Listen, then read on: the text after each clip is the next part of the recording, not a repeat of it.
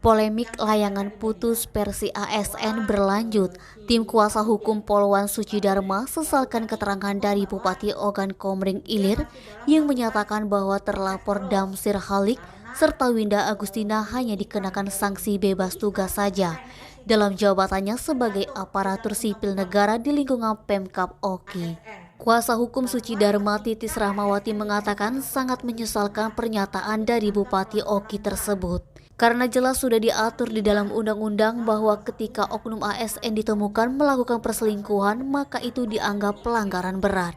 Pelanggaran berat yang dimaksud yakni oknum tersebut bisa dipecat dari jabatannya sebagai ASN. Pemecatan itu bisa dibagi menjadi dua, yakni dilakukan pemberhentian dengan hormat dan pemberhentian tidak dengan hormat. Titis menilai seharusnya Bupati sebagai atasan langsung dua oknum ASN tersebut diberikan tindakan tegas.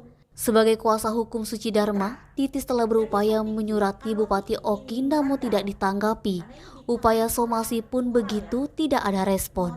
Ketua DPC Kadin Sumsel ini berharap pihak Pemda Oki dan Bupati Oki segera menindak tegas terlapor Damsir Halik dan Winda Agustina untuk dilakukan pemecatan tanpa harus menunggu ingkrah terlebih dahulu. Harapan serupa juga dilontarkan Sucidarma yang mana untuk pertama kalinya muncul ke publik setelah kasus ini mencuat, mengungkapkan rasa kekecewaannya atas penonaktifan saja dari jabatan selaku ASN terhadap terlapor Damsir Halik dan Winda Agustina. Fadli Niskia, Sumeko TV melaporkan.